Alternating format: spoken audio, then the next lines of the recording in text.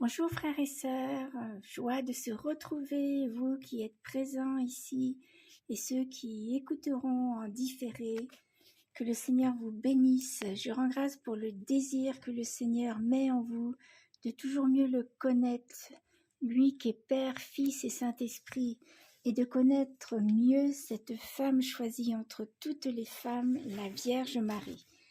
Oui, en effet, vous avez dû voir que le thème de l'année, c'est la Vierge Marie et l'Esprit Saint.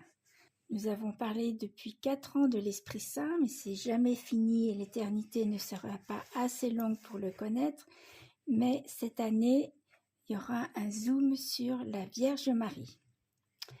Alors voici le programme à peu près que nous envisageons à ce jour. Il y aura certainement des changements en se laissant inspirer par l'Esprit Saint. Donc je commencerai à faire un petit rappel sur la Trinité et l'Esprit Saint. Ensuite, nous verrons la théologie sur Marie, la présence de Marie dans les Écritures. D'abord, et oui, dans l'Ancien Testament, puis le Nouveau Testament. Nous approfondirons d'une manière importante certains textes la concernant. Puis les dogmes mariaux, et enfin on finira la spiritualité. Là, il y a beaucoup de choses à connaître et à approfondir. Donc je ne sais pas quand est-ce qu'on finira. Donc une petite nouveauté cette année, la communauté a demandé que je ne sois plus seule à faire les enseignements.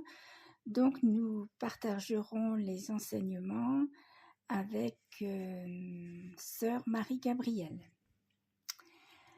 Alors pour aujourd'hui, je vous propose, donc je vous ai dit, vraiment un résumé court concernant la Trinité et l'Esprit Saint.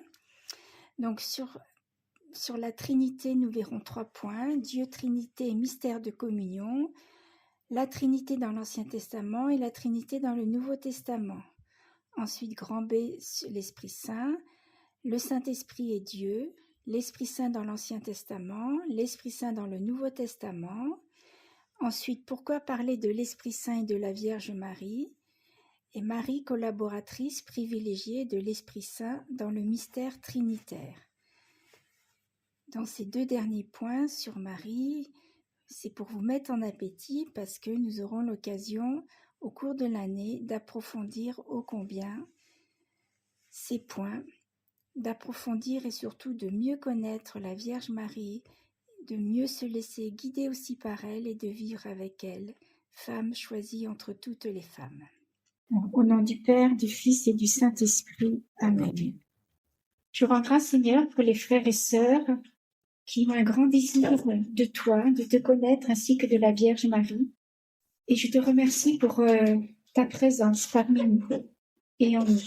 Sois béni, Seigneur, de t'être fait connaître et d'être vraiment si proche de nous. Et tu veux toujours te rendre plus intime à nous-mêmes. Nous te demandons, Seigneur, Esprit Saint, toutes les grâces pour pouvoir entendre ce que tu veux dire à chacun, pour les lumières que tu vas éclairer, les lumières de la foi, pour toutes les grâces que tu vas répandre sur nous et sur les frères et sœurs qui ne sont pas là, qui vont arriver ou qui écouteront en différé. Seigneur, nous voulons ouvrir grand notre cœur, nos oreilles, pour t'entendre, pour avoir toujours plus de joie, de paix, d'espérance et tout ce qu'il nous faut pour mieux vivre avec toi. Nous t'offrons, Seigneur, toutes les barrières qui peuvent bloquer, ce qui peut nous empêcher de t'entendre. Viens prendre peut-être nos fatigues, nos maladies, nos souffrances, nos soucis, pour être vraiment libres, pour te recevoir. Viens, Esprit de sainteté, viens, Esprit de lumière, viens, Esprit de feu, viens nous embraser. Viens, Esprit de sainteté, viens, Esprit de lumière, viens, Esprit de feu,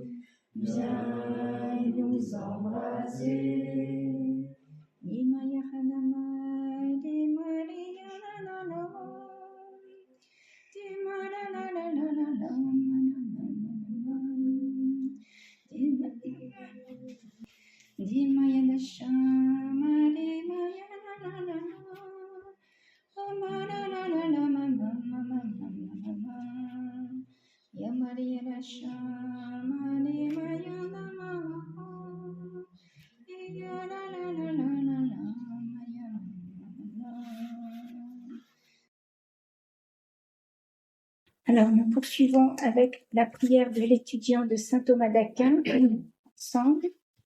Créateur ineffable, source de lumière et de sagesse, daignes répandre sur mon intelligence un rayon de ta clarté. Chasse de moi les troubles ténèbres du péché et de l'ignorance.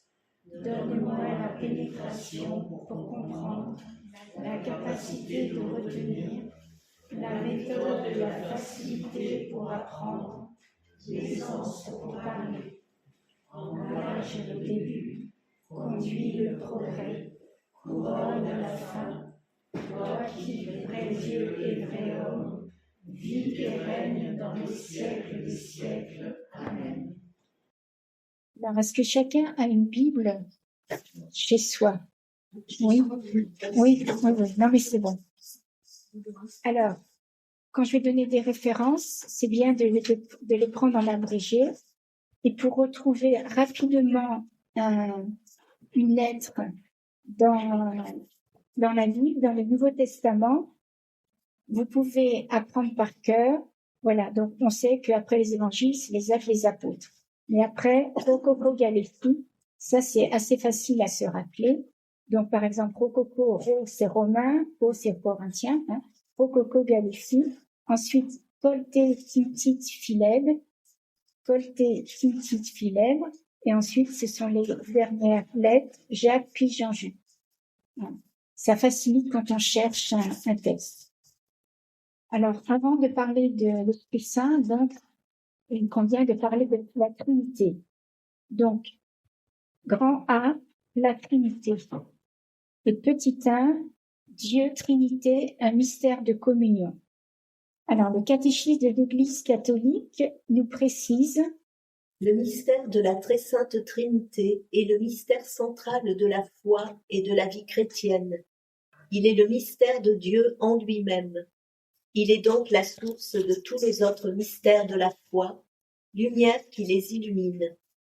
Il est l'enseignement le plus fondamental et essentiel dans la hiérarchie des vérités de foi. Toute l'histoire de salut n'est autre que l'histoire de la voie et des moyens par lequel le Dieu vrai et unique, Père, Fils et Saint-Esprit, se révèle, se réconcilie et s'unit les hommes qui se détournent du péché. Voilà, donc vous retrouverez cette définition donc dans le catéchisme de l'Église catholique au paragraphe 234. Donc la définition, pour faire court, c'est un Dieu en trois personnes distinctes, le Père, le Fils et l'Esprit Saint. Alors, comme vous en doutez, il est difficile de définir quand même ce qu'est Dieu, car cela dépasse tellement nos mots humains. Pourtant, il faut bien faire une approche. Nous sommes limités. Dieu, Trinité, n'est pas limité. Alors, il faut commencer par faire, sur le plan intellectuel, un exercice de rigueur dans le langage. Il y a 3 termes clés à assimiler. Premièrement, celui de substance, ou essence, ou nature. Donc, c'est-à-dire l'unité divine, une seule nature, c'est-à-dire consubstantielle. Deuxième terme clé, celui de personne ou hypostase. Le Père, le Fils et l'Esprit Saint sont distincts, mais égaux. Alors, il faut savoir que le mot hypostase est un mot de la philosophie grecque que l'on traduit par personne en français, mais qui n'est pas à comparer avec une personne humaine, une femme ou un homme. Cela désigne un centre débordant d'amour gratuit pour les autres. Un centre débordant d'amour gratuit pour les autres. Donc, la personne, hypostase. Donc, ce serait dommage de s'en priver, d'aller toujours plus profondément. C'est au IVe siècle qu'un courant théologique parle d'hypostase. C'est vrai que moi, je préfère ce mot. Et ce mot est introduit par Origène. Un centre débordant d'amour gratuit pour les autres. Ensuite, le troisième terme, c'est celui de relation. Les personnes se définissent, les trois personnes de la Trinité se définissent par leur relation mutuelle. Prenons par exemple, le Père engendre son Fils, c'est-à-dire qu'il donne tout son amour à son Fils, tout ce qui est sien, sauf sa paternité. Le Fils est engendré à tout instant. Il reçoit tout ce que son Père lui donne, sans rien perdre, et le redonne au Père. Et ce mouvement de l'un à l'autre et de l'autre à l'un se fait par une personne qu'on appelle l'Esprit Saint et qui est l'amour. Et l'on dit que le Saint-Esprit procède du Père et du Fils. Donc tout cela est de toute éternité. Dieu est immuable, sans changement. Il se suffit à lui-même. Alors, je ne sais pas si vous avez rendu grâce déjà que Dieu s'est manifesté à nous et nous a choisis comme collaborateurs de son amour, parce qu'il n'a pas besoin de nous. Donc, comme vous le savez, toutes ces trois personnes sont égales, coéternelles. Chacun possède la totalité de l'absolu, totalité de l'être, de la lumière et de l'amour. Alors, je vous invite à prendre le paragraphe 253 du catéchisme de l'Église catholique, où il nous est dit « Chacune d'elles est Dieu tout entier ». Donc ça ne vient pas de moi, ça vient de notre foi catholique, bien sûr. Alors chacune des personnes a une caractéristique particulière. Elles œuvrent toujours ensemble, mais chacune a une mission particulière. Dieu est Père. Le Fils n'est pas Père. Dieu est Père et Créateur. Jésus-Christ est Rédempteur. Et l'Esprit Saint est l'amour, l'envoyé, et a pour mission, en un mot, la sanctification de l'humanité. De par notre baptême, quelle richesse d'être baptisés, frères et sœurs. Donc c'est important de savoir, de connaître qu'est-ce qui s'est passé à notre baptême. C'est le premier sacrement de la foi, et la vie qui a sa source, la vie avec un grand V, qui a sa source dans le Père, nous est offerte dans le Fils, et nous est communiqué intimement et personnellement par l'Esprit Saint dans l'Église. Nous sommes appelés à partager la vie de la bienheureuse Trinité, ici-bas dans l'obscurité de la foi et au-delà de la mort, dans la lumière éternelle. Donc on retrouve au paragraphe 265 du catéchisme de l'Église catholique. C'est vraiment extraordinaire qu'on n'a pas besoin d'attendre notre mort pour avoir cette relation avec le Père, le Fils et l'Esprit Saint. Donc ça sera tellement haut, tellement fort là-haut qu'on a du mal à imaginer, tellement ce sera extraordinaire, tellement ce sera un bonheur extra puissant, je ne sais pas combien. Ne vous inquiétez pas, sur cette terre, il y a de quoi faire. Merci Seigneur. Mais on avance dans l'obscurité de la foi, et la foi qui est une lumière. C'est des paradoxes, ça fait partie des paradoxes de la foi. Alors, deuxièmement, la Trinité dans l'Ancien Testament. Donc ça, c'est des points qu'on a revus les années précédentes. Là, je fais un petit récapitulatif pour nous rafraîchir les idées. Alors, avant l'incarnation du Verbe, il n'y a pas de révélation proprement dite concernant le mystère de la vie intime de la Trinité.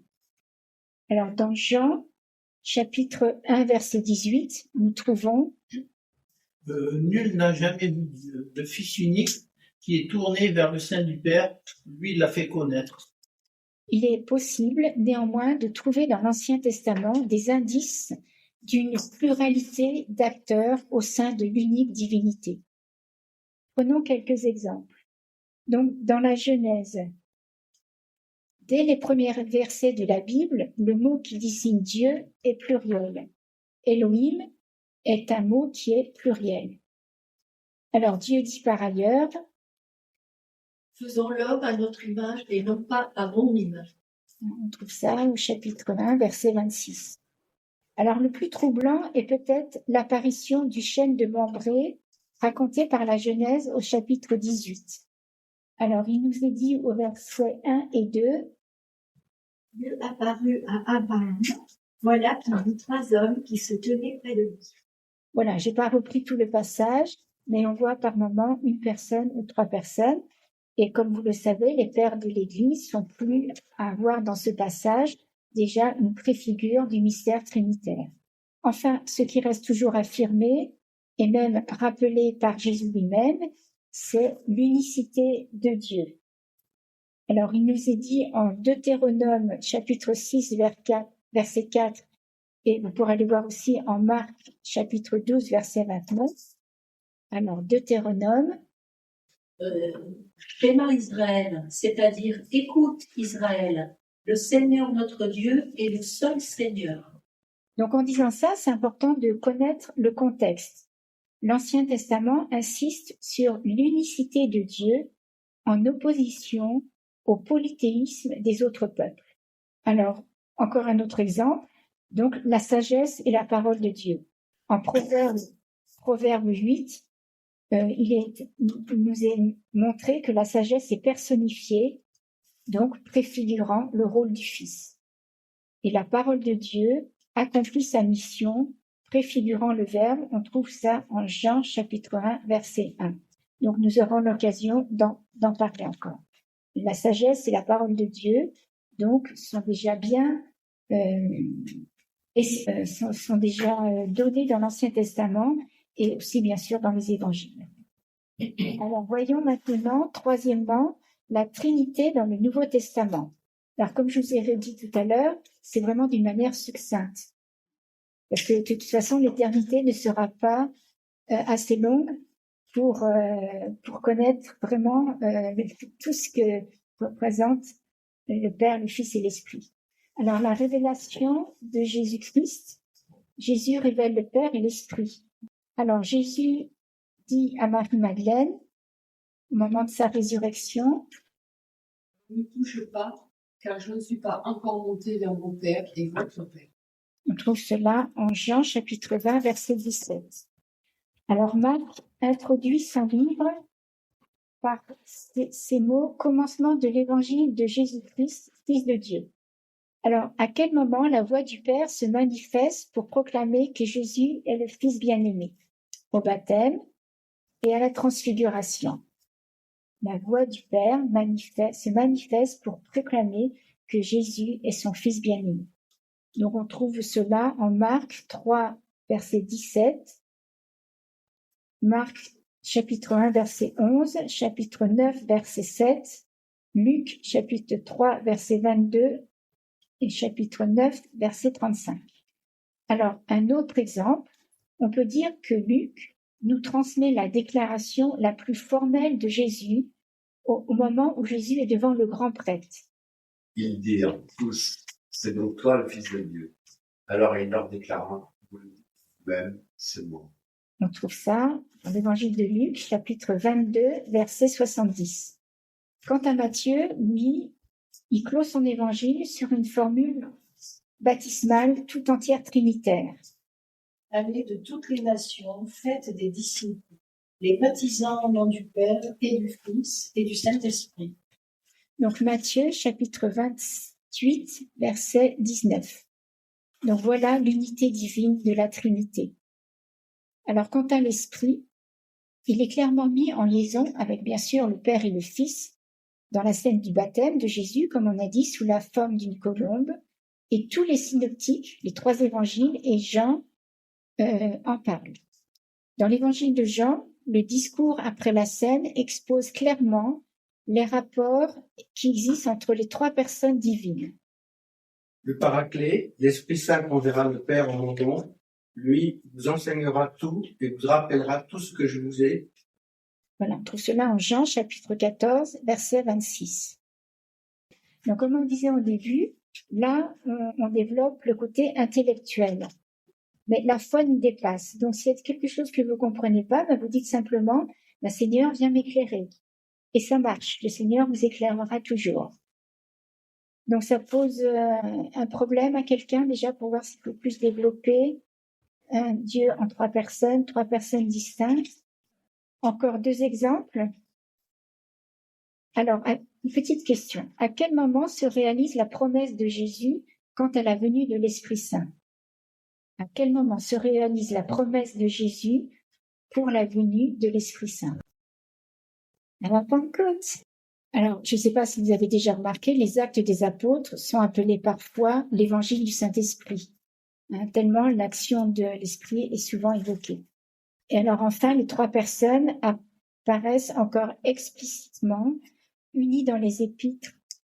Alors, il y a plein de références dans le Nouveau Testament, par exemple, Hébreux chapitre 9, verset 14, première lettre de Pierre, chapitre 1, verset 1 et 2, chapitre 3, verset 18, première lettre de Jean, chapitre 4, verset 2, et Apocalypse, chapitre 1, verset 4, et chapitre 22, verset 1. Alors, pour clore cette partie, donc, la Trinité est le mystère central de la foi chrétienne, sur lequel reposent bien sûr tous les autres mystères. Un Dieu en trois personnes ou hypostases qui ont même nature, c'est-à-dire que chaque personne est consubstantielle aux autres. Elles sont égales entre elles œuvrent toujours ensemble, tout en ayant chacune une mission particulière.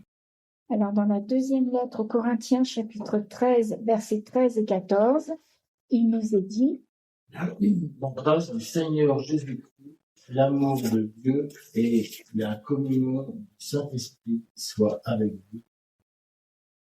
Amen. Et nous formulons cette grâce pour chacun de nous. Alors, grand B maintenant, l'Esprit Saint. Alors, dans le catéchisme de l'Église catholique, au numéro 685, il nous est dit Croire en l'Esprit Saint, c'est professer que l'Esprit Saint est l'une des personnes de la Trinité Sainte, consubstantielle au Père et au Fils, adorée et glorifiée avec le Père et le Fils. Les derniers mots, on les retrouve dans le symbole de Nicée-Constantinople. Alors, il y a une citation d'un théologien anonyme du XIIe siècle, très belle, je trouve.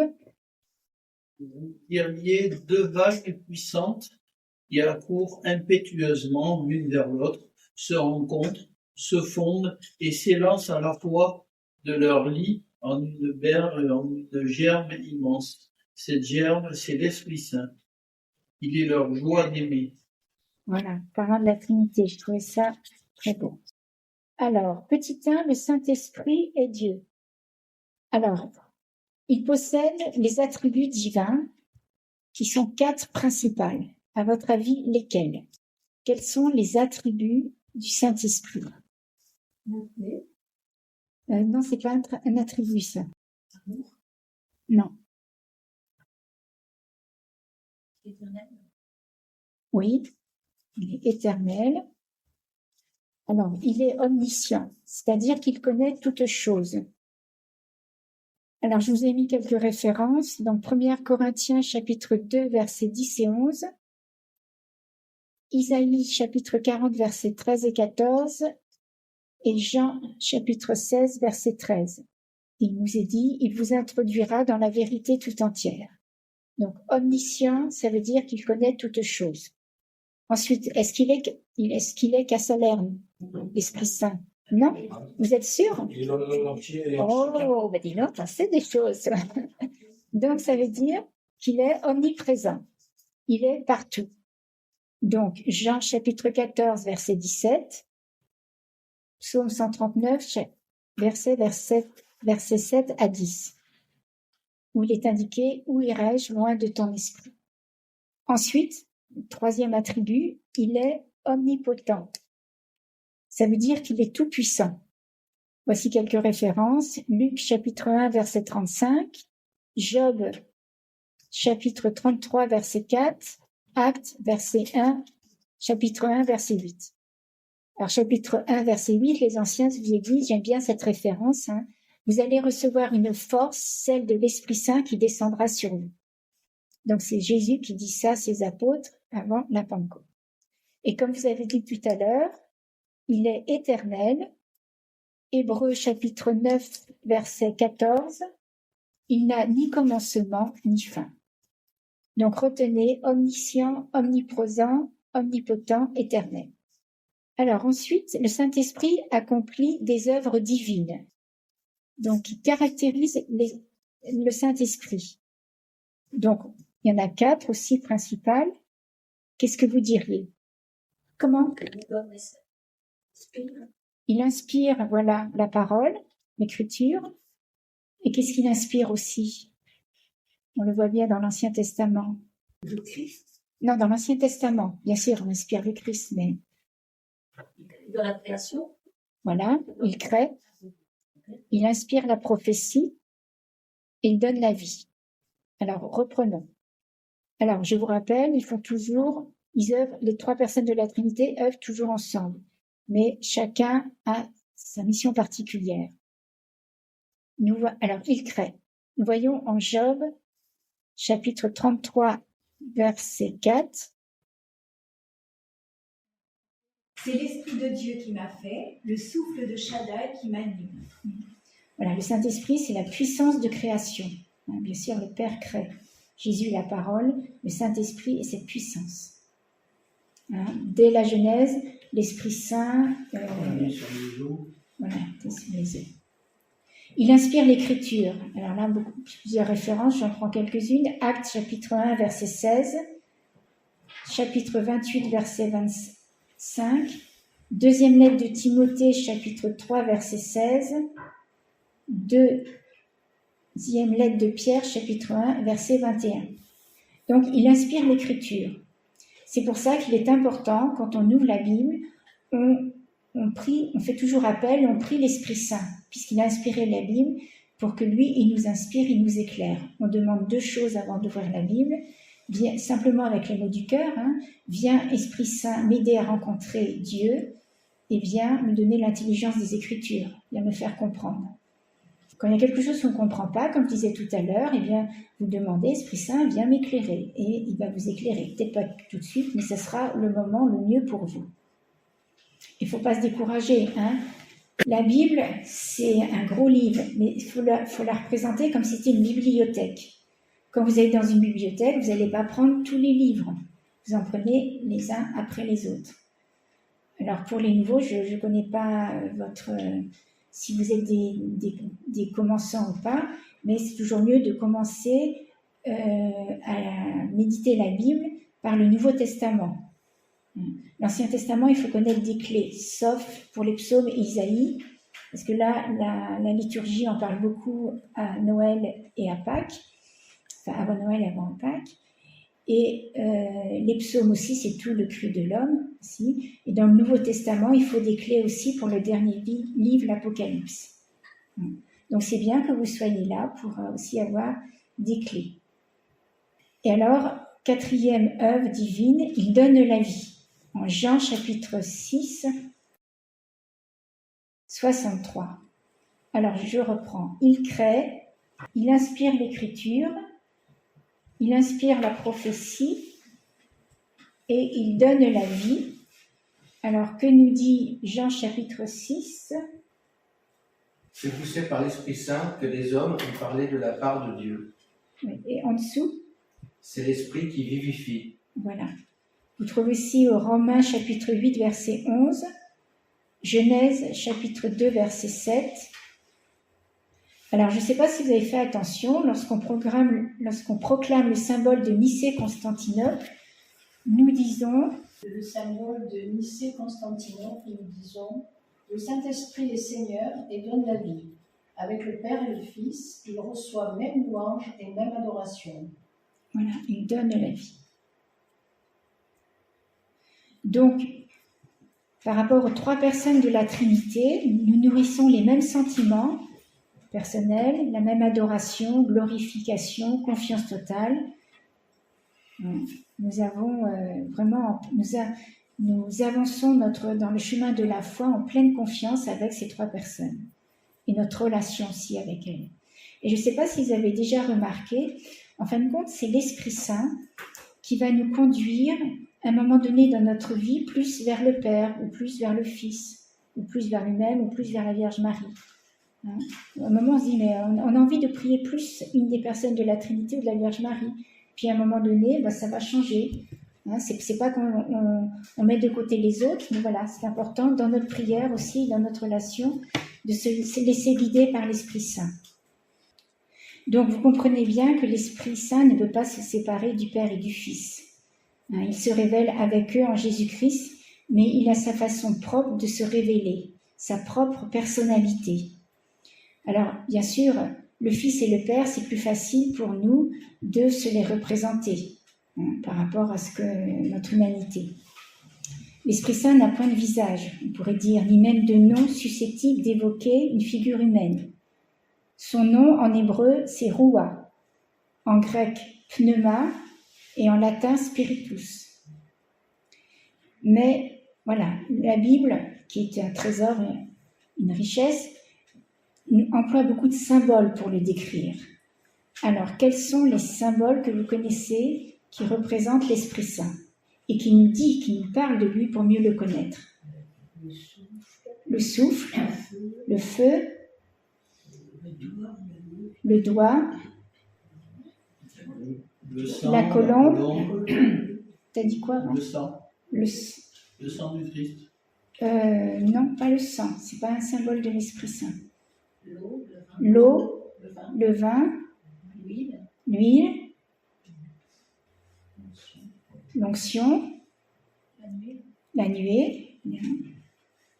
Donc, je vous en énumère certains noms. Le souffle, l'onction, l'huile, la colombe, la nuée, le sceau, S-C-E-A-U, les gages ou arts, gages ou arts, des arts. Les arts. Voilà, donc dans le même sens, le gage. Le vin, la main, le doigt, et les 4 derniers sont des grands symboles qui représentent surtout l'envahissement d'une présence, une expansion irrésistible et toujours en profondeur. Donc ces 4 symboles sont l'eau vive, le feu, l'air et le vent. Donc chaque symbole, voilà, nous parle de l'Esprit Saint pour mieux le connaître. Alors, deuxièmement, l'Esprit Saint dans le Nouveau Testament. Alors, dans l'Ancien Testament, l'Esprit de Dieu n'est pas encore révélé comme une personne divine, mais comme une force transformante. Ça, c'est important de comprendre. Comme une force transformante qui agit sur des individus pour les rendre capables d'accomplir des missions exceptionnelles au service, toujours bien sûr, du peuple d'Israël. Son action s'inscrit dans 3 grandes lignes. Premièrement, une ligne messianique du salut. Alors c'est l'Esprit qui suscite des juges comme Samson, Gédéon, Saül, des rois qui sont consacrés par l'onction. En 1 Samuel chapitre 10 verset 1 ou chapitre 16 verset 13, et annonce le Messie sur qui il reposera définitivement. On trouve en Isaïe chapitre 11 verset 2. Ce dernier incarnera la sagesse, la force, la justice, assurant le salut d'Israël. Deuxième ligne, c'est une ligne prophétique du témoignage. Les prophètes, comme les nabis, qui sont les devanciers des prophètes, sont saisis par l'Esprit pour annoncer la parole de Dieu et rendre témoignage à sa puissance. Leur rôle est de rappeler Israël à sa vocation et à l'alliance. Donc Exode chapitre 15 verset 20, Nombre chapitre 11 verset 25 et suivant, Premier livre de Rois chapitre 18 verset 22. Troisième ligne, c'est une ligne sacrificielle du service et de la consécration. C'est-à-dire que l'Esprit sanctifie et consacre, et notamment à travers la figure du serviteur de Dieu. On trouve ça en Isaïe 42, 1, chapitre 42, verset 1, qui confère chapitre 61, verset 1. Ça fait beaucoup de références, mais vous avez un mois pour les reprendre, et vous n'êtes pas forcément tous les reprendre. Laissez-vous guider par l'Esprit Saint aussi. Alors, l'Esprit sanctifie et consacre, notamment à travers la figure du serviteur de Dieu, où les missions prophétiques et messianiques se rejoignent. Et écoutez bien, comme vous le savez, ils annoncent aussi une effusion future sur tout le peuple. symbole d'une création nouvelle. Ça, on le trouve en Ézéchiel chapitre 37. Ézéchiel 37. Alors voici les caractéristiques clés. 3. D'abord, une transformation. L'esprit change radicalement des individus. Comme on vient de voir, citer simplement juge, roi et prophète. Quelle transformation, pour prendre un exemple de David, qui était un simple berger et qui devient roi d'Israël. C'est pas de ses propres forces, c'est grâce à l'esprit et au plan d'amour de Dieu sur lui et sur le peuple d'Israël. Alors, pourquoi il change radicalement les individus? C'est pour qu'ils accomplissent une mission divine. Ensuite, autre caractéristique de l'Esprit Saint, la sanctification. Et on voit donc dans l'Ancien Testament, Israël est consacré à Dieu et prépare le peuple, l'Esprit Saint prépare le peuple à recevoir sa parole. Troisièmement, l'espérance. Donc, comme je viens de dire, l'Ancien Testament annonce une effusion universelle de l'esprit, du peuple, pardon. Une effusion universelle de l'esprit, semblable à la pluie qui rend la vie à la terre altérée, sèche.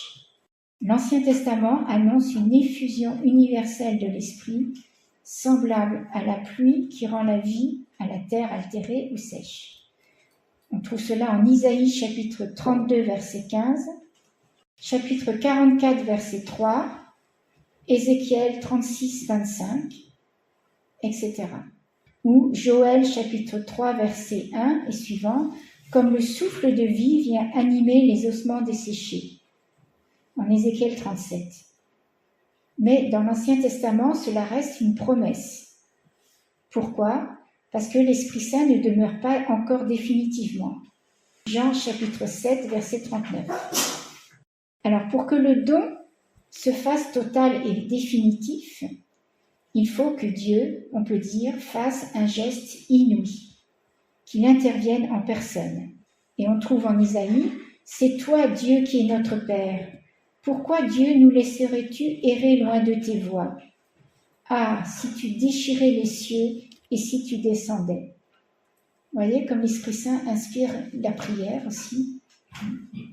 Donc, les cieux ouverts, un Dieu Père, un Dieu descendant sur la terre, des cœurs convertis, telle sera en effet l'œuvre de l'Esprit Saint, sa manifestation définitive en Jésus-Christ. Alors, quatrièmement, la relation avec la parole. On en a déjà parlé tout à l'heure. L'Esprit et la parole de Dieu sont inséparables, mais bien distinctes.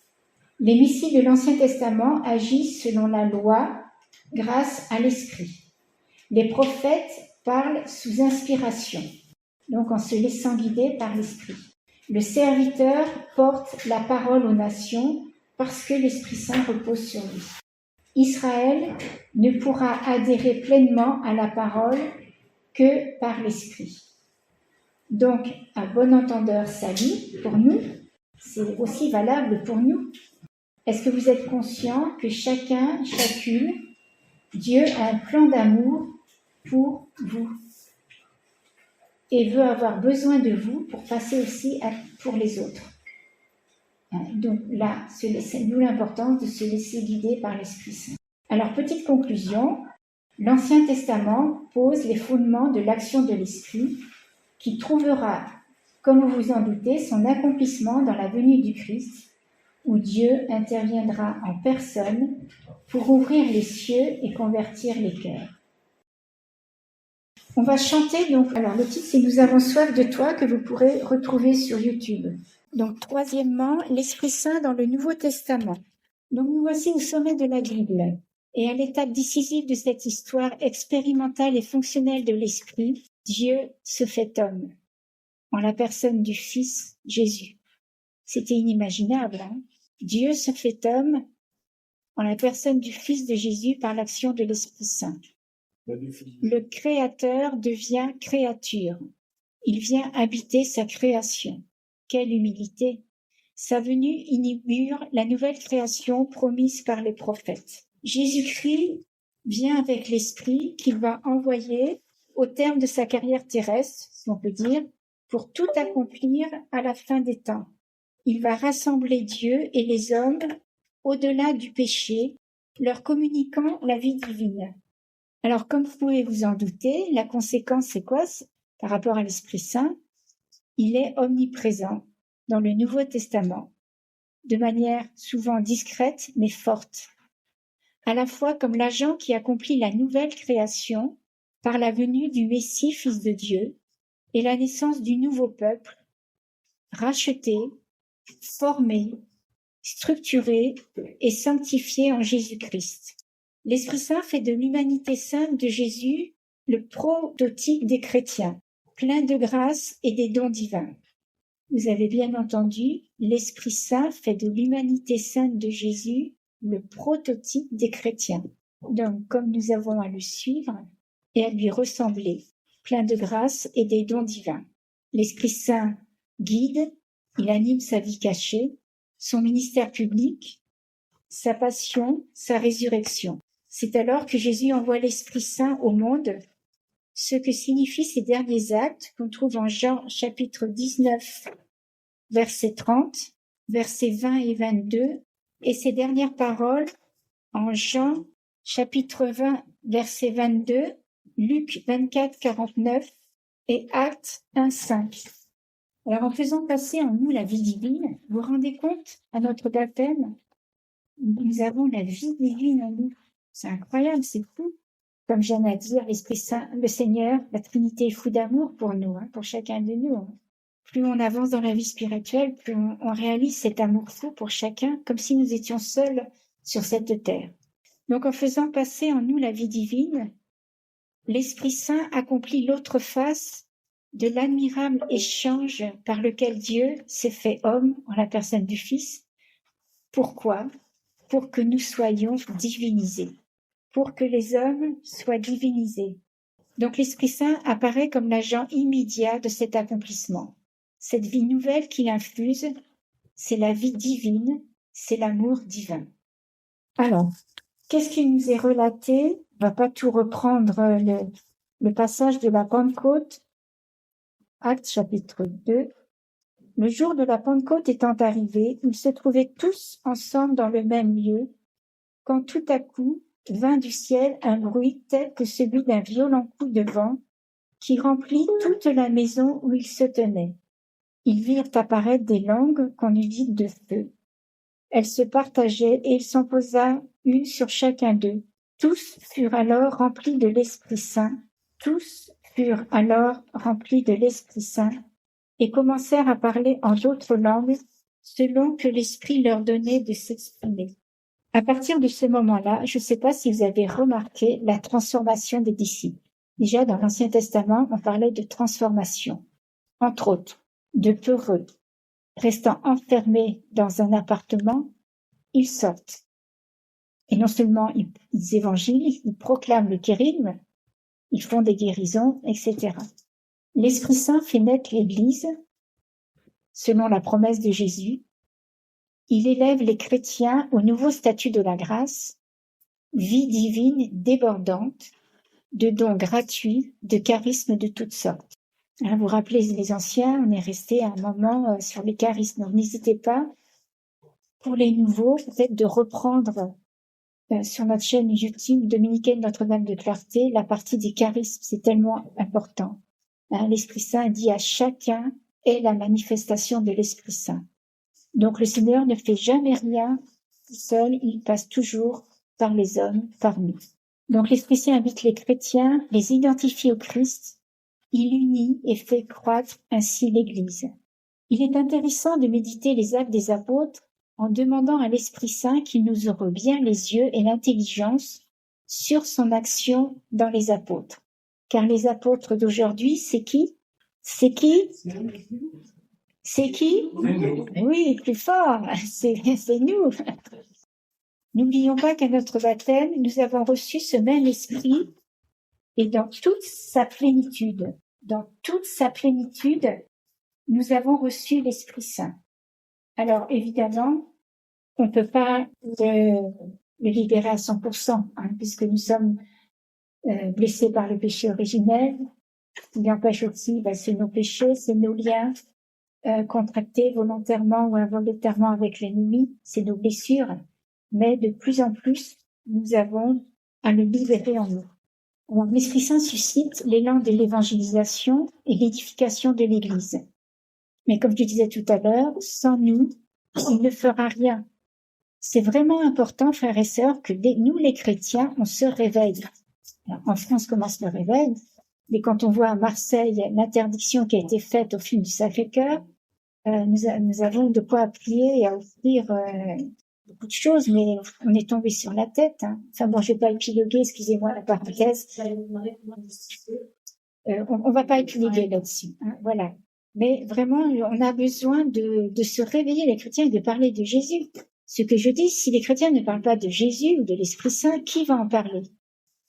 Donc, on le fait pas tout seul, toujours en se laissant guider par l'Esprit dans l'Église. Donc, l'Esprit Saint suscite aussi la nouveauté en Jésus-Christ, le jugement déjà discrètement à l'œuvre dans le monde, qui s'accomplira lorsque tout sera mûr par le retour du Christ Jésus. En cet acte ultime, le Sauveur remettra à son Père toutes choses en inaugurant l'éternité bienheureuse. Donc, son action, l'action de l'Esprit Saint, couvre donc, sous l'angle qui lui est propre, toute l'œuvre divine, de la création, du salut en Jésus-Christ, jusqu'à l'accomplissement eschatologique. Alors, du point de vue de l'expérience maintenant, l'Esprit Saint apparaît de multiples manières. On voit bien, comme je vous ai dit, dans les actes des apôtres, que dans les confidences aussi des épîtres, comme un interlocuteur très concret, qui peut non seulement inspirer, mouvoir, transfigurer nos facultés, mais parler ou agir quand c'est nécessaire. Avez-vous remarqué que dans les actes des apôtres, l'Esprit Saint parle? Donc ça veut dire que il peut nous parler aussi. Est-ce que vous lui dites bonjour le matin? Vous êtes poli, Alors, on peut dire que dans le Nouveau Testament, il y a vraiment 1000 manières où l'Esprit Saint se présente dans l'Église, qui est établie, je répète, et structurée par Jésus-Christ, comme une personne interpellante et stimulante. Écoutez bien, il est là, comme vous le savez, la communication et l'amour même du Père et du Fils. Il ne vient pas comme un Père Noël avec une hotte. Alors le cadeau, c'est qui? C'est lui-même qui amène Jésus. Donc la vie nouvelle, c'est lui.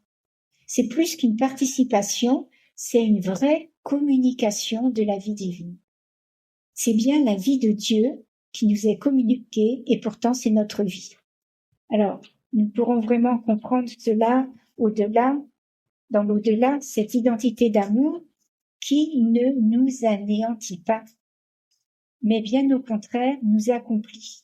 Dans l'amour divin, nous restons et nous resterons nous-mêmes. Nous ne sommes pas des marionnettes, bien sûr, dans les mains de Dieu. Mais dans cet amour divin, d'autant plus conscient et libre de cette union, elle nous révèle à nous-mêmes. Elle nous révèle notre identité selon le dessein paternel du Créateur. Donc vous comprenez bien qu'il est très instructif et intéressant d'approfondir la relation de Jésus et de l'Esprit Saint, puisque par notre baptême nous sommes un autre Christ, et de leurs actions dans les évangiles. Donc voici quelques titres. L'Esprit Saint, on voit, il est acteur de la naissance du Christ. En Luc 1, 35. Marie dit à l'ange, « Comment cela sera-t-il, puisque je ne connais pas d'homme ?» L'ange lui répondit, « L'Esprit Saint viendra sur toi, et la puissance du Très-Haut te prendra sous son ombre. » Donc l'Esprit Saint, acteur de la naissance du Christ. Et saint Athanase d'Alexandrie, qu'est-ce qu'il nous dit? Une belle phrase à méditer. Dieu s'est fait porteur de notre chair pour que l'homme puisse devenir porteur du Saint-Esprit. Est-ce que vous êtes conscient de cela? Deuxième action, le baptême de Jésus-Christ.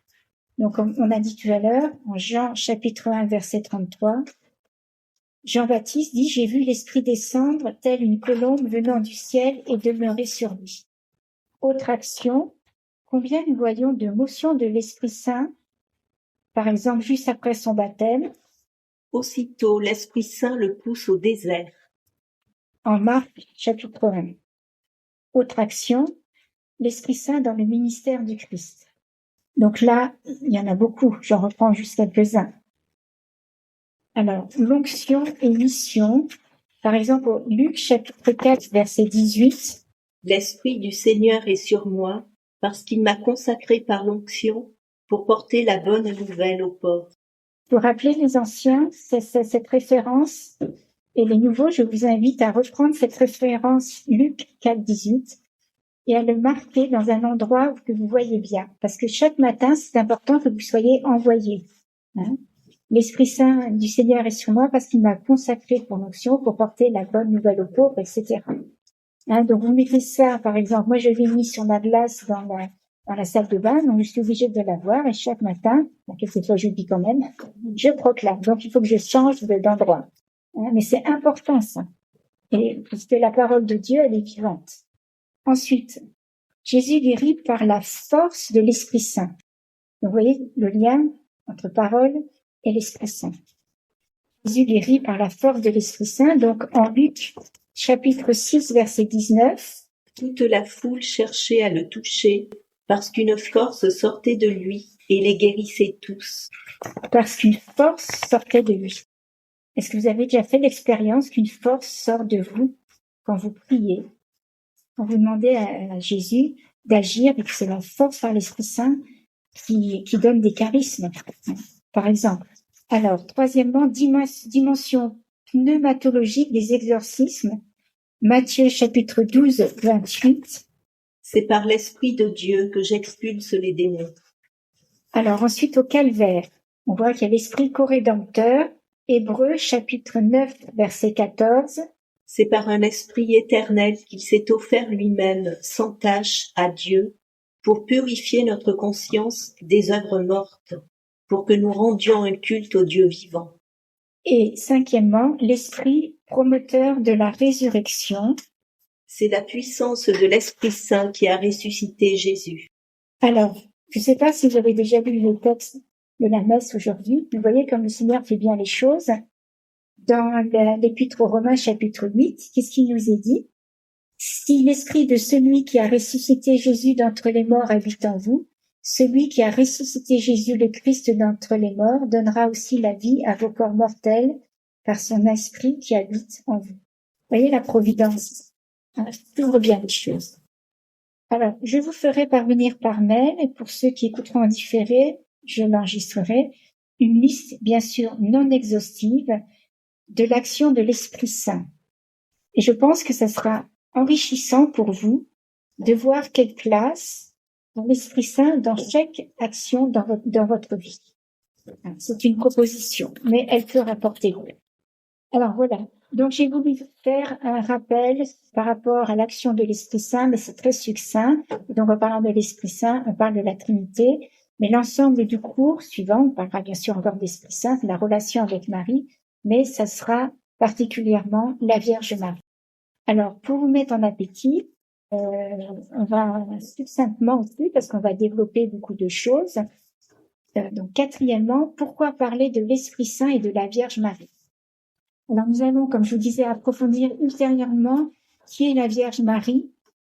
Vous vous rendez compte, femme choisie entre toutes les femmes. Entre combien de milliards de femmes? Marie, femme choisie entre toutes les femmes.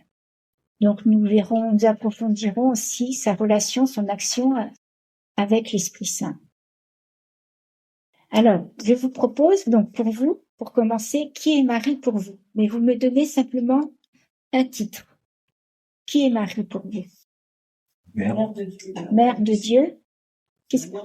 Mère de Jésus. Notre mère. Oui, mère, oui. Oui, mère de Jésus, mère des hommes. La sans péché. Et comment ça s'appelle? Sans péché, l'Immaculée. Voilà. Fille bien-aimée de Dieu. Fille bien-aimée de Épouse Dieu. du Saint-Esprit. Épouse du Saint-Esprit. C'est la dimension trinitaire. Que la titre, on a dit. Que les titres. Comblé de grâce. Comblée de grâce. Bien. Puis elle le dit lui-même, quelque part, elle le dit en provençal, et moi, c'est ce qui m'a le plus impacté et touché. Je le fais partager à tout le monde. Elle a dit que soyera Immaculada Conception. Voilà. Je suis l'Immaculée Conception, voilà. On a dit, J'entends pas tout. voilà, à Sainte Bernadette. Alors, quoi d'autre encore? Mais pleine de grâce. Pleine de grâce, on a dit. Et l'Immaculée, pour moi. Alors, on dit que les titres, Brigitte. On développe pas. Hein. Alors, je vous invite à venir les prochaines fois. Vous découvrirez encore plein de merveilles de la Vierge Marie, hein, comme titre. La merveilleuse qui fait des merveilles. Voilà. Alors, bien sûr, Marie est une figure essentielle pour nous, chrétiens, catholiques, et pour les orthodoxes aussi, hein, qui vouent un culte particulier. Alors, dans le Nouveau Testament, il est écrit que Dieu a choisi pour être la mère de son Fils une fille d'Israël. Il s'agit d'une jeune juive de Nazareth en Galilée. Donc, Luc chapitre 1, versets 26-27. Une vierge fiancée à un homme du nom de Joseph, de la maison de David, et le nom de la vierge était Marie. Et la lecture de l'Ancien Testament suggère que Marie descend d'une longue lignée, que sa mission était dans le projet de Dieu. En Genèse chapitre 3 verset 15, « Je mettrai une hostilité entre toi et la femme, entre ton lignage et le sien. » Donc la mission de Marie a été préparée par celle des saintes femmes dans l'Ancien Testament. Donc nous verrons ça plus tard. Alors quelques titres. Petit a, Marie en tant que femme de chez nous. Donc, vous prenez bien conscience que Marie n'est pas divine, n'est pas comme Dieu, comme une des personnes de la Trinité. Elle est une créature humaine comme nous. Donc, ça veut dire qu'elle a eu faim, elle a eu soif, elle a eu froid, elle s'est inquiétée. Toutefois, il est vrai qu'elle a eu un privilège, préservée de tout péché. Hein? Comme on a dit, elle est immaculée. Donc, si Dieu nous a choisis parmi des milliards et des milliards d'autres êtres, avec quel amour n'a-t-il pas préparé celle qui devait être la mère de son Fils? Petit b, mère du Sauveur. Donc, à un moment donné précis, à la plénitude des temps, donc à un moment donné précis de l'histoire humaine, sous le règne de César, une jeune femme, Marie, fait confiance à Dieu en disant son fiat, et à l'instant même, elle conçut, par l'intervention de l'Esprit Saint, Jésus, Fils de Dieu, qui se fait homme. Donc là, c'est un grand plongeon dans la foi. On aura l'occasion d'en reparler. Et 40 jours après la naissance de Jésus, au moment de la prédiction du vieillard Siméon, elle dit oui aux conséquences de sa maternité pour Jésus et pour elle-même. Elle n'a pas dit un oui et puis après elle était tranquille. Hein, c'est comme nous, on n'a pas dit oui à Jésus. Voilà. Au moment donné, nos parents se sont engagés pour nous dans la foi, mais à un moment donné, on a dit oui, puis après on est tranquille. C'est un oui de chaque jour. Il faut pas oublier non plus que la naissance de Marie a été assez miraculeuse. Par Anne. Mais on a dit, on approfondira les autres fois. Là, on va pas tout dire. À réserver. Petit c, Marie, mère de tous les hommes. Marie, mère de tous les hommes. Donc, mère de Jésus-Christ. Donc, ça veut dire qu'elle est mère aussi de tous les membres de son Fils, de tous les hommes pour lesquels il est venu sauver sur cette terre. Elle le sera officiellement au pied de la croix lorsque Jésus nous donnera tous, à travers elle, par Jean, son enfant, pour enfant. Petit d, mère de Dieu. Donc, je ne sais pas si vous avez entendu parler du concile de Nicée en 325. L'Église affirme avec force que Jésus est à la fois vrai Dieu et vrai homme. Et dès lors, l'Église, approfondissant cette foi, affirme aussi Marie Théotokos, mère de Dieu, parce qu'elle enfantait Jésus, fils de Dieu. Petit e, Marie à la fois témoin et disciple de l'amour de Dieu. Ça, c'est assez simple, on développera plus tard. Pour finir, cinquièmement, Marie, collaboratrice privilégiée de l'Esprit Saint dans le mystère trinitaire. Marie, collaboratrice privilégiée de l'Esprit Saint dans le mystère trinitaire. Alors, il est intéressant d'approfondir cette dimension trinitaire dans la relation entre Marie et l'Esprit Saint. Voici succinctement comment cette relation éclaire le mystère trinitaire. Premièrement, donc nous avons vu que l'Esprit Saint est le lien d'amour entre le Père et le Fils. Il est la personne divine qui rend possible la communion et l'unité au sein de la Trinité. Dans l'économie du salut, l'Esprit Saint agit comme le principe de la sanctification et de la transformation des croyants, les unissant au Christ et par lui au Père. C'est l'Esprit Saint qui nous amène à Jésus et Jésus nous amène au Père. Donc combien Marie, comme vous en dites, en se laissant guider par l'Esprit Saint, a communié à la Trinité, à une relation vraiment très intime.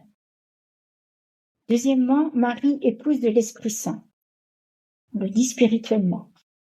Donc Marie, par son fiat à l'Annonciation, devient la collaboratrice privilégiée de l'Esprit Saint. Mais nous sommes appelés à être aussi collaborateurs, collaboratrices de l'Esprit Saint. Donc Marie est souvent qualifiée d'épouse de l'Esprit Saint, car c'est par son consentement et son ouverture à la grâce que l'incarnation a pu être possible. Donc, juste 2 secondes, si Marie avait dit non, bon, Dieu aurait eu un plan B, je suis sûre. Mais, vous voyez, comme il est important de dire oui à ce que Dieu nous propose. Il nous connaît mieux que nous-mêmes, il est amour, et quand il nous demande quelque chose, une mission, il nous dit pas, bon, vas-y, je t'envoie. Non, il nous donne les grâces, il nous pourvoit de tout pour cette mission, et il est avec nous. Donc l'Esprit Saint trouve en Marie une réponse parfaite à son action, faisant d'elle un modèle de docilité à Dieu et un canal de grâce pour l'humanité. Donc n'hésitons pas à la prier. Troisièmement, Marie, médiatrice de la grâce trinitaire. Marie n'est pas seulement la mère du Fils, mais aussi la fille du Père et l'épouse du Christ, et l'épouse de l'Esprit, pardon. Je vous enverrai par Internet. Là, il y a une neuvaine Notre-Dame de la Trinité qui reprend Marie, fille et servante du Père des cieux, mère de notre Seigneur Jésus-Christ, épouse virginale. Donc on peut la faire en neuvaine ou simplement une prière comme ça. Alors, cette triple relation trinitaire fait d'elle une figure centrale de l'économie du salut. Économie, ça veut dire plan, du plan du salut. Donc comme on a dit, en accueillant l'Esprit Saint, elle permet l'incarnation, qui est l'œuvre, quand même, je souligne, des 3 personnes divines. Ainsi, Marie devient le lieu où se manifeste de manière privilégiée l'amour trinitaire. Le Père envoie le Fils s'incarne par l'Esprit, et Marie, en accueillant le Fils, devient la maison de la Trinité, comme nous tous. Quatrièmement, le manteau de Marie, symbole de l'action trinitaire. Le manteau de Marie, souvent représenté dans l'iconographie, est comme un espace de protection et d'unité, symbole aussi de l'action de l'Esprit Saint.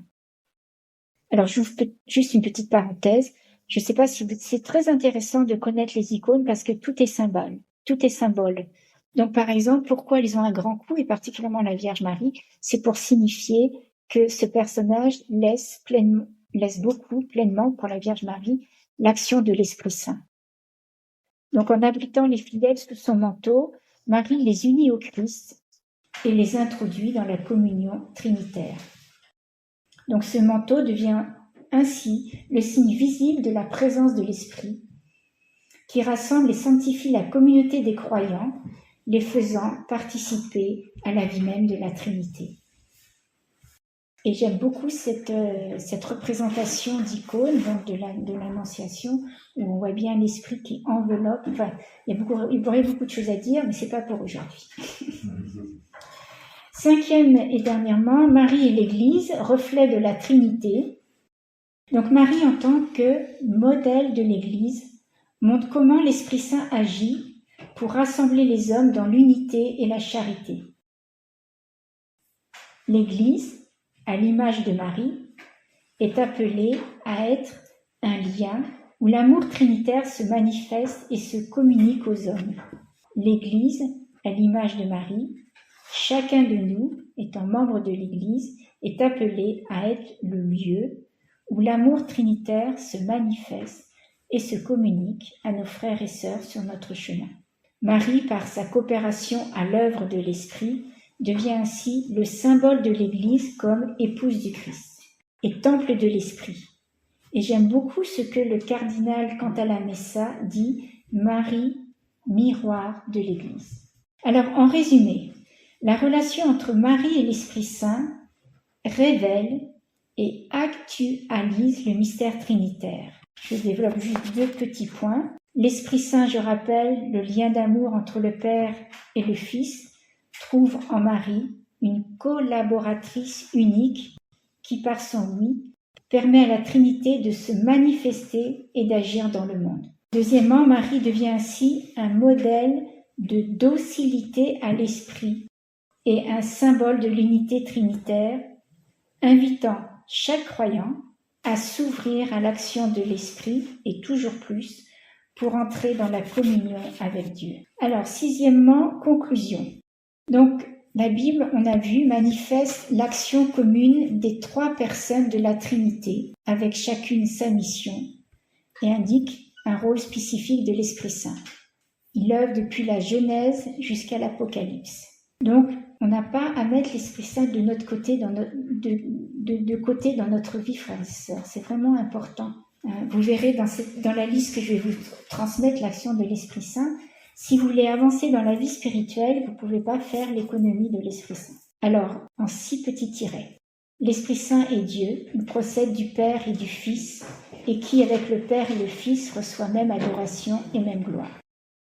Il est l'Esprit du Père et du Fils. Vous êtes déjà arrêtés devant ça, que nous avons l'Esprit du Père et du Fils. C'est le même, c'est pas un autre, c'est pas une partie, c'est la totalité de l'Esprit Saint qui nous est donné. Il est celui qui rend saint. Voulez-vous devenir saint? Oui, bon, alors, laissez-vous guider par l'Esprit Saint. Il est celui qui consacre, qui fait pénétrer dans la sainteté du Fils pour être fils ou fille dans le Fils, avec un grand F. Il est la personnification de l'amour. Il est le donateur de la vie divine. Il est le communicant entre le Père et le Fils, mais aussi entre Dieu et les hommes. Donc je vous invite à consulter le catéchisme de l'Église catholique, les paragraphes 687 et suivants. Excusez-moi, c'est un petit livret, le catéchisme? Oui, je vous en parle après. D'accord.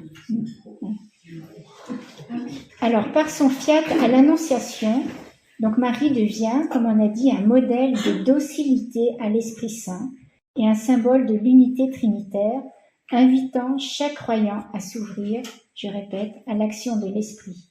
Pourquoi? Pour entrer dans la communion avec Dieu, Père, Fils et Esprit Saint. La relation profonde entre Marie et l'Esprit Saint montre comment cette relation fonde une spiritualité centrée sur l'action de l'Esprit en Marie et à travers elle, dans l'Église et chaque croyant. Sainte Trinité, comment nous pouvons te remercier? Et comme j'aime beaucoup Saint Irénée quand il dit « L'éternité ne sera pas assez longue pour rendre grâce à Dieu ». Donc, Trinité Sainte, merci pour le mystère de ta vie trinitaire que tu nous as dévoilé et dans laquelle tu veux que nous entrions, et toujours plus profondément. Et ça, c'est un bonheur qui n'a pas de prix, qui n'a rien au-dessus, c'est le bonheur suprême, déjà à notre portée. Alors, je ne sais pas si vous avez remarqué qu'au mois d'octobre, à Rome, il y a eu, le 12 octobre, le jubilé de la spiritualité mariale, pour vous dire que c'est important. Donc, le pape a exhorté à garder vivantes les dévotions populaires mariales, car chaque fois que nous regardons Marie, nous voulons croire en la force révolutionnaire de la tendresse. Il a placé bien sûr la centralité de Jésus au cœur de la spiritualité mariale qui nourrit notre foi. Avoir une spiritualité mariale ne veut pas dire qu'on met Jésus de côté. Jésus est au centre. Donc, vous avez bien compris que le chemin de Marie est à la suite de Jésus. Donc, combien Marie peut nous aider? Alors, on approfondira certainement aussi tout ce... Oui, on approfondira ce passage, la spiritualité, mais combien Marie est aussi importante dans notre vie et peut nous aider. Alors, j'aime beaucoup aussi encore le fait des confidences, Saint Grignon de Montfort, qui a dit « Quand le Saint-Esprit trouve la Vierge dans le cœur d'un homme, il y court et il y vole. Quand le Saint-Esprit trouve la Vierge dans le cœur d'un homme, une femme, il y court, il y vole. » Alors je nous souhaite et je prie pour que non seulement nous accueillions la Vierge Marie dans notre cœur et toujours plus, mais qu'elle y trouve une grande place. Alors, pour répondre à cette question, donc je vous ai parlé du catéchisme de l'Église catholique. C'est vraiment un livre qui est important à avoir, qui est comme, si vous voulez, un peu une carte qui nous aide pour comprendre la Bible et mieux œuvrer dans notre vie spirituelle. Voici, comme promis, la prière à Notre-Dame de la Trinité, que vous pouvez prendre aussi comme neuvaine. Elle se compose de 3 parties. Fille et servante du Père des cieux, mère de notre Seigneur Jésus-Christ, épouse virginale. Au nom du Père et du Fils et du Saint-Esprit. Amen. Fille et servante du Père des cieux, nous te proclamons bienheureuse. Le Seigneur t'a choisie dès avant la création du monde pour accomplir son œuvre d'amour. Ève nouvelle, par ton obéissance, l'humanité retrouve la beauté qu'elle avait perdue par le péché. Accompagne notre marche dans la foi. Enseigne-nous l'abandon simple et joyeux à la volonté du Père. Vierge attentive à la parole du Seigneur, aide-nous dans nos efforts contre le mal qui nous éloigne de Dieu. À l'heure de l'épreuve, du doute et de la tentation, sois avec nous.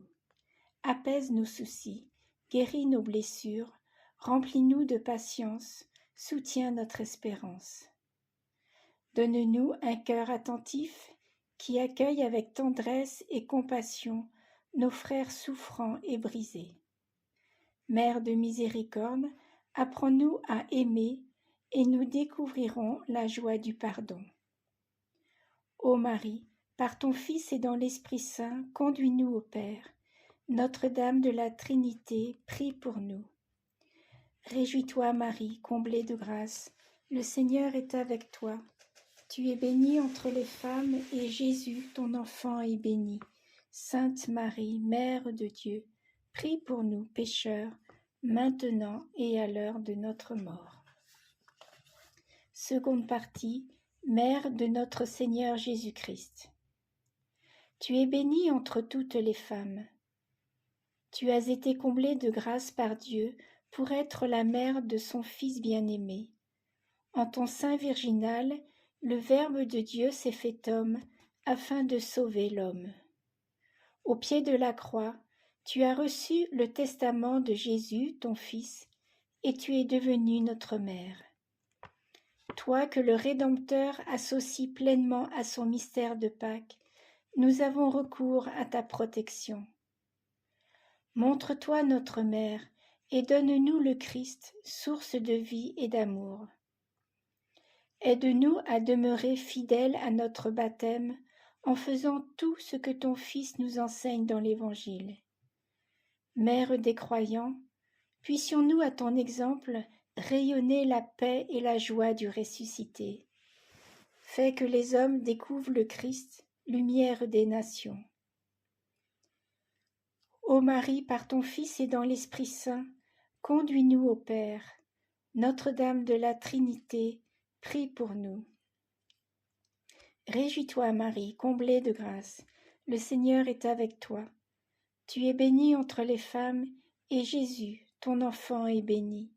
Sainte Marie, Mère de Dieu, prie pour nous pécheurs, maintenant et à l'heure de notre mort. Troisième partie, épouse virginale. À la plénitude des temps, l'Esprit Saint t'a couverte de son ombre pour que tu sois l'arche de l'alliance nouvelle. Le Seigneur fait en toi des merveilles, et par toi sont bénies toutes les familles de la terre. Dans l'Église naissante avec les apôtres, tu as imploré le don de l'Esprit Saint. Regarde avec bonté l'Église dont tu es la mère et la parfaite image. Qu'elle soit, comme toi, disponible aux appels de l'Esprit, fidèle aux exigences du royaume de Dieu et de sa justice. Soutiens sa mission au service de l'Évangile et que les ouvriers ne manquent jamais à la moisson du Seigneur. Appelle l'Esprit sur l'Église afin que la communion fraternelle l'emporte sur les germes de division. Mère du Rédempteur, nous remettons entre tes mains nos intentions les plus chères. Présente-les au Seigneur et obtiens-nous la grâce de les voir exaucées. Étoile de notre vie, guide nos pas jusqu'à la cité du ciel, où les saints, déjà rassemblés, chantent avec toi la gloire de l'éternelle Trinité. Ô Marie, par ton Fils et dans l'Esprit Saint, conduis-nous au Père. Notre-Dame de la Trinité, prie pour nous. Réjouis-toi, Marie, comblée de grâce, le Seigneur est avec toi. Tu es bénie entre les femmes, et Jésus, ton enfant, est béni. Sainte Marie, Mère de Dieu, prie pour nous pécheurs, maintenant et à l'heure de notre mort. Au nom du Père et du Fils et du Saint-Esprit. Amen. Voici maintenant la liste, bien sûr non exhaustive, des actions de l'Esprit Saint. Cette liste a pour but de vous révéler combien la présence du Saint-Esprit et son œuvre sont indispensables dans vos vies. Nous ne pouvons pas faire l'économie de l'Esprit Saint si nous voulons avancer dans la vie spirituelle. Donc je vous propose à chaque action de faire le parallèle dans votre vie. Toute l'action de l'Esprit est de nous faire accéder à Dieu, de nous mettre en communication vivante avec Dieu, de nous introduire dans ses profondeurs sacrées et de nous livrer les secrets de Dieu. 1 Corinthiens chapitre 2, versets 10 et suivants. C'est dans l'Esprit Saint que nous connaissons le Christ et confessons que Jésus est Seigneur. Chapitre 12, verset 3. C'est l'Esprit de vérité qui rend gloire et témoignage à Jésus et nous révèle toute la vérité sur lui. Jean, chapitre 16, verset 13. Que nous prions Dieu. Romains, chapitre 8, verset 26. Et l'appelons par son nom, Abba, Père. Romains, chapitre 8, verset 15. Galates, chapitre 4, verset 6. C'est notre sanctificateur. Il rend présent Jésus dans notre vie. Nous revêt de force pour être témoins de Jésus-Christ et annoncer la bonne nouvelle. Nous fait mémoire. Jésus a dit, l'Esprit Saint vous rappellera. Il est l'âme de l'Église, l'unité du corps spirituel du Christ. Il guide, c'est le meilleur GPS, guidé par le Saint-Esprit. Il fortifie en nous l'homme intérieur. Il est notre consolateur, notre avocat. Il nous permet d'aimer d'une manière surnaturelle. Romains chapitre 5, verset 5. Et les dernières paroles de Saint Jean. Je veux que l'amour dont tu m'as aimé soit en eux. Il nous rend frères et sœurs. Avant la Pentecôte, les apôtres se jalousent pour savoir qui est le plus grand. À la Pentecôte, ils ont un même cœur, une seule âme et mettent tout en commun. Ils donnent une fécondité, une liberté. On prenait Philippe Néri pour un saint et il n'aimait pas cela. Alors il faisait l'idiot. Par exemple, il se coiffeur au fond de l'église. Il demandait de le faire rire avant la messe pour qu'il n'ait pas d'extase, donc qu'il soit moins concentré. Il féconde nos vies en donnant des dons et des charismes et nous fait porter du fruit. Il est la puissance de Dieu. Il est l'action de Dieu. Il est le paraclet, le diviniseur qui stimule en nous l'amour pour partager le bonheur de Dieu, l'amour divin. Pour récapituler en 6 points. L'Esprit Saint nous conduit à Jésus. Il nous donne abondance de grâce. Il transforme notre vie. Il nous donne la victoire dans le combat spirituel. Il remplit notre cœur d'actions de grâce, de louange, d'adoration. Il nous rend disponibles et la force pour le ministère.